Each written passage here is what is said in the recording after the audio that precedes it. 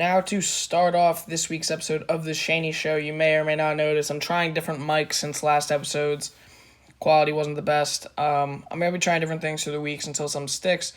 This is the first type of podcast that I'm doing, so let's get into the first topic. J.J. Watt was released by the Texans on Friday. I was in school. I remember I was walking down the stairs, and I went, whoa, the Texans just cut J.J. Watt. Now, obviously, it was a mutual agreement. The Texans didn't want to do it, but because JJ's given his heart, soul, and literally every limb that you could possibly injure to the Texans, they let him go respectfully. So I get it. 3-time DPOY, Defensive Player of the Year, is now a free agent. And as of right now, there are over a dozen teams that have showed interest, including, and not limited to, the Pittsburgh Steelers, the Browns, the Bills, and the Titans. Those are the only public teams as of right now. You can imagine half the league is after this guy. But the Steelers, I'm going to make a case for those four teams and why I think it's kind of cool, why it would work. So obviously the Steelers, you get to team up with TJ, you get a team that's rebounding off of how do I say this? Off of a lackluster second half of the season, a disappointing half, and anticlimactic ending to that season.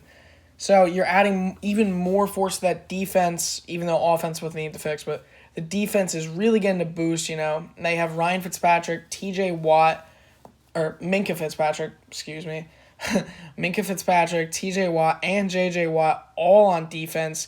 And you got a lot more than that, obviously. And this team's defense will be elite with JJ Watt. He'd have to take a significant pay cut to come to Pittsburgh, but that'd be really cool. I like the Browns because then you have an elite pass rush with defensive tackle Khalil Mack and then D-end J.J. Watt with already a very good defense, in my opinion. I mean, it's going to be a better defense. They kind of had a lot of shootouts, but some games they were really solid. And I think with a loaded offense, and if J.J. Watt is comfortable taking a pay cut to win, I think this team will be kind of elite. I mean, this might be the piece they need. I also think Odell coming back is really going to help them. I predicted in the last episode, you got to go watch it, how I thought the Browns were going to do in my segment with Sarge. So it's the 24-minute talk with Sarge. You'll see how far I predict the Browns to go, so you got to check that out. The third team on here, the Bills.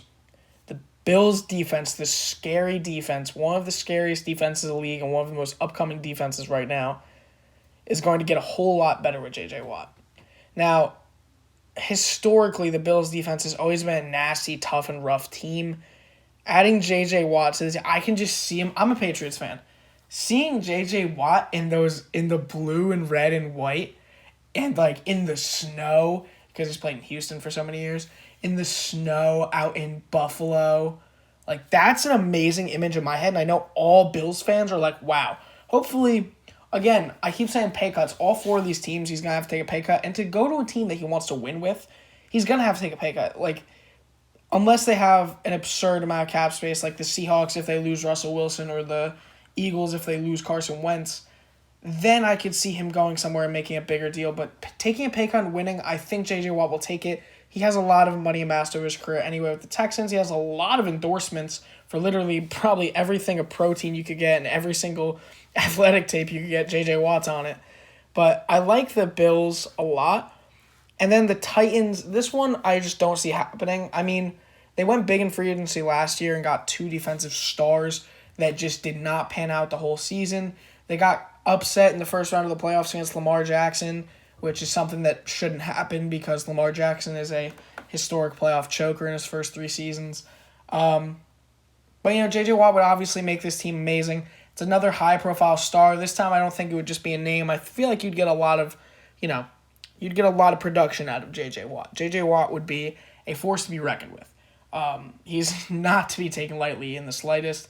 And J.J. Watt can make any team a contender if their defense isn't the Jets.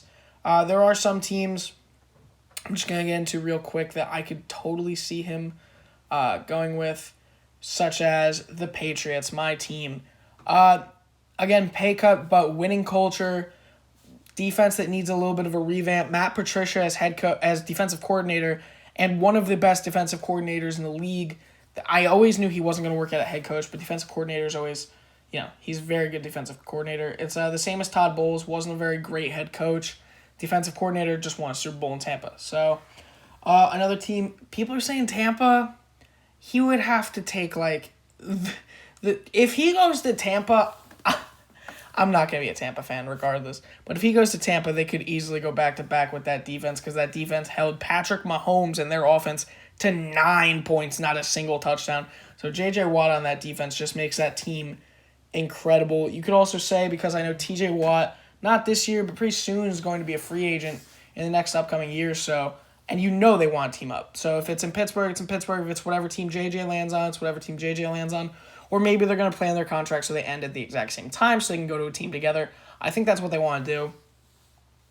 Another team, maybe the Bears, they're looking for, since Khalil Mack left, they're looking for a star before. I'm an idiot. I think, because I'm looking through the script, I looked at the Browns, I said Khalil Mack. I didn't say that before. I didn't mean to say that. I meant Myles Garrett. Khalil Mack is on the Bears. That's really bad. I'm not even going to cut it out. You know what? He's most likely taking a pay cut. I'm okay with that. I was just looking at the script and I was like, Khalil Mack's not on the Browns. It's kind of funny though, so it's whatever. He might not even be on the Bears. I'm getting really confused right now. Like I'm dizzy thinking about it. But anyway, another team is possibly the Jets. You know, Jets are always a high-profile spot for any free agent. There's a jersey swap of literally any player that you like in a Jets jersey. The Chargers is one. Joey Bosa and him. That would be cool. Niners is one. Bosa and him again.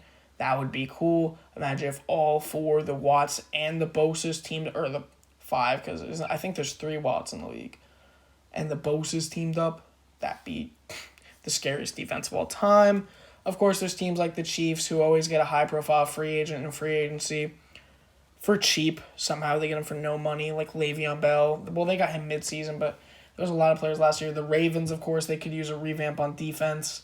And, again, a lot of teams could use him. He's a versatile player. You could always put him at tight end, like a lot of teams, like the Texans have done for certain plays. So I'm a fan of J.J. Watt leaving the Texans. Good luck to the Texans. You're going to need it. I would not be surprised if this team relocates or sells the team and just revamps.